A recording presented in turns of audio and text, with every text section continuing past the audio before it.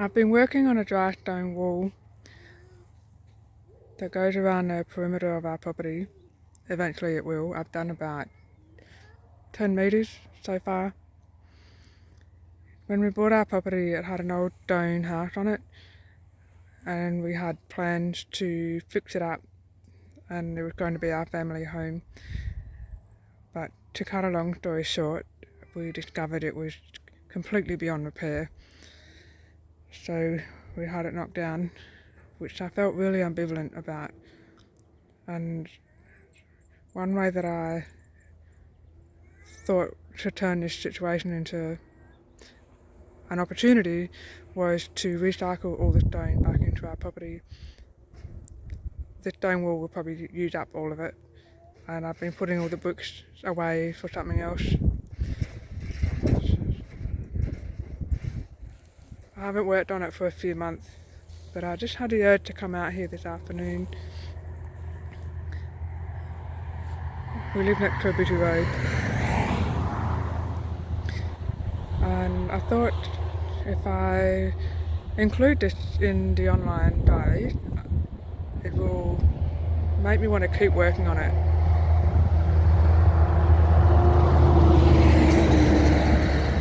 Big semi-trailer. Make me want to keep working on it at a slightly faster rate, and watch it come to fruition, really.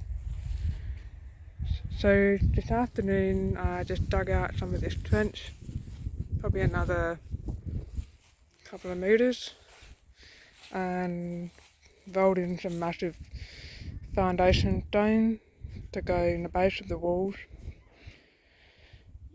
And so when I come out here again, hopefully tomorrow or on the weekend, I will do a heap of sorting out rocks to do big ones, medium size, and then all the little stones are like rubble that goes in the middle to fill in all the gaps. It's a very amateurish job. I have no idea really how to build a stone wall. I just sort of found a really excellent diagram, and the rest of it has just been guesswork, and you know, if it falls apart I rebuild it. If it's wonky I pull it down and do it again.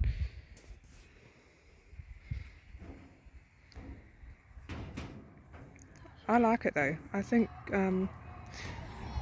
it's like spinning, really. If you're making the yarn that you want, who's to tell you that you've done it wrong? So if I like this stone wool, who's to come along and tell me that I haven't done it right? Mama.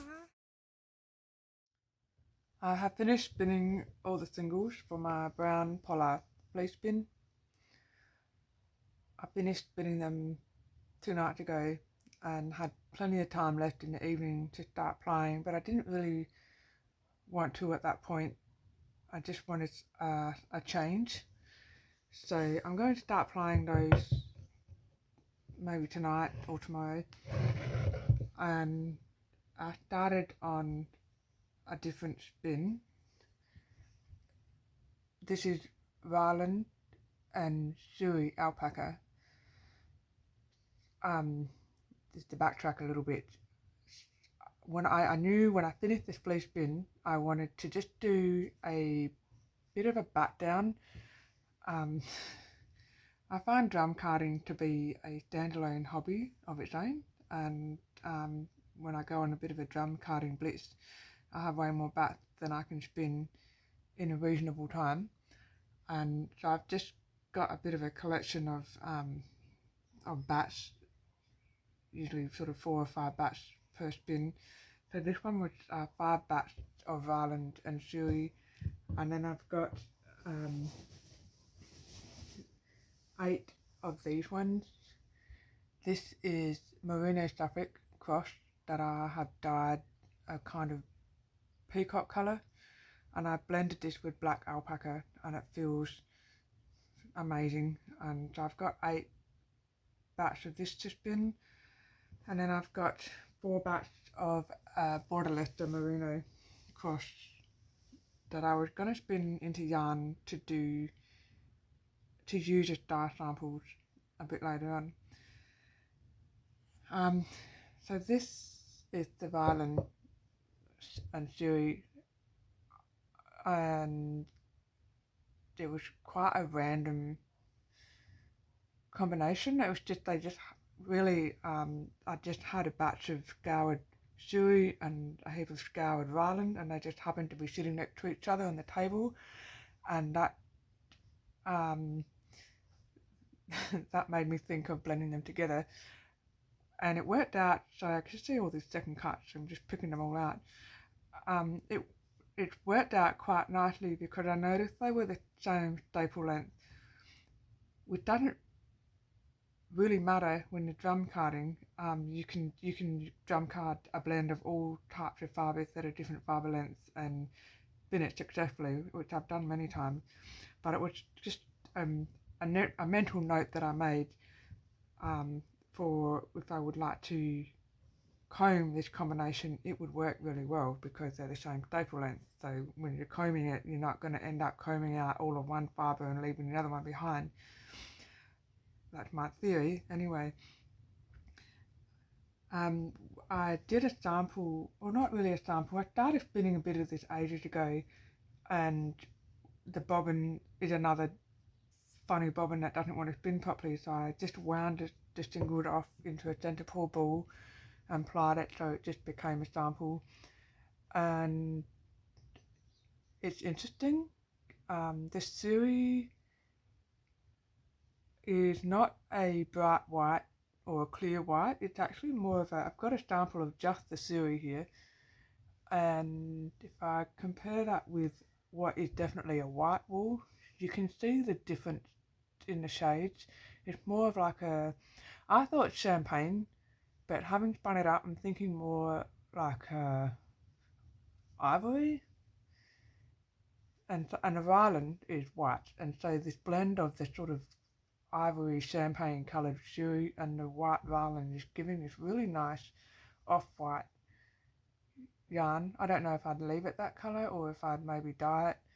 I have no plan for this violin Suri as of yet. And I did the Suri sample ages ago and was actually a little bit underwhelmed by it, and not really thinking that I want a heap of yarn that's just pure Suri. I don't know what I would knit with it. It's just anyway. But this is beautiful. This, I wasn't being very methodical when I was blending the batch, but I would say, as a guess, it was probably about 60% violin to 40% Suri, and I'm thinking I want to do a lot more of this blend, but the other way around, so 60% Suri and 40% violin. The Suri is very silky and unbelievably soft, and it creates this really sleek looking yarn, but I suspect as when I wash it, I'm definitely going to thwack it. Even though I spun it worsted, I'm going to thwack it and see if the Suri will bloom a bit more, and see if I can kind of get the best of both worlds, really, like a really nice durable yarn but with a nice halo as well. So I will finish spinning. I've done one bobbin. I'm going to finish spinning this onto another bobbin, but I will do that after I have plied my polwarth, and then I will do the peacock spin, and then I'll start my next fleece spin, which is the Corridale cross that I talked about in my last video. And I've got some more colour sampling coming up as well. So I finished the first sweater for my niece. It's probably the first time I've done a birthday knit and actually got it finished before the birthday. And I've washed and blocked it, and I'm really pleased. The colour work has smoothed out a lot. It was quite knobbly and bumpy before I washed it, and it's come up really nice. It'll be a bit big for her, but it will hopefully, she'll be able to wear it for at least a couple of winters. and of course short sleeves because I ran out of yarn, and not much else to say about it other than I would like to knit some more of them because it's such a beautiful pattern. So when I washed it, the water was completely clear, there was no colour bleeding, which doesn't normally happen with Bendigo wool. I've never had their colours, they've never had their yarn bleed. So with a whole bucket of clean water, I didn't want to waste the eucalyptus, so I washed some hand spun that I finished back in April that had just been sitting in a basket waiting to be washed and snapped. So these two are hand-dyed braid done by Kathy of Kathy's Fibre. She is an amazing fibre artist who lives in the Adelaide Hills, and she is an absolute mainstay of the hand spinning community in South Australia. So this is her Sherwood, which is merino and silk.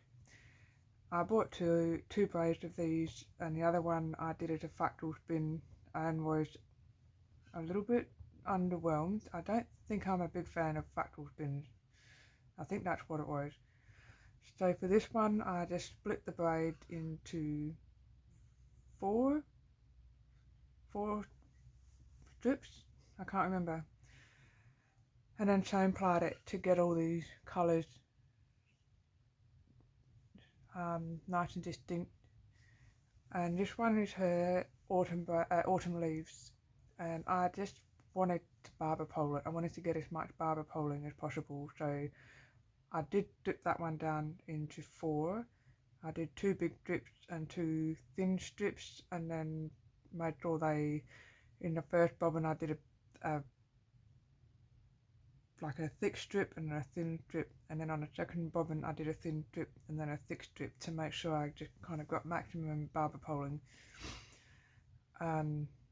Very happy with it. These would both probably be colour work. This one is Blaze from World of Wool, which I got from the Wool Room, which is a fabulous fibre shop in New South Wales. The colours weren't as dark and moody as they looked in the photograph when I ordered this online, but you get that sometimes. And it was vertically, the colours were vertically organised in the braid, so it's a commercially dyed blend. I don't know how you describe it, but these are hand dyed, so the colours are in block. This is a commercial coloured top, and so the colours are vertically organised in the top, and so I split the roving down into separate colours and then created a gradient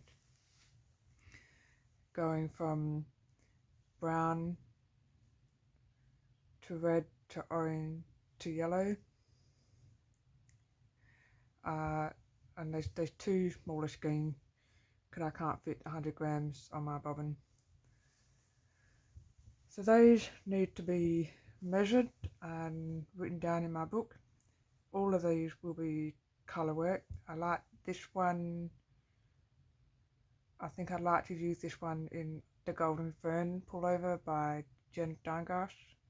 And I don't know about these two. They can just sit and wait for some inspiration. I've started plying my brown polwarth fleece spin. There's 2 smaller skeins twisted up together in the one hank. I just did that because I thought it looked more impressive. And the different colours are kind of coming up.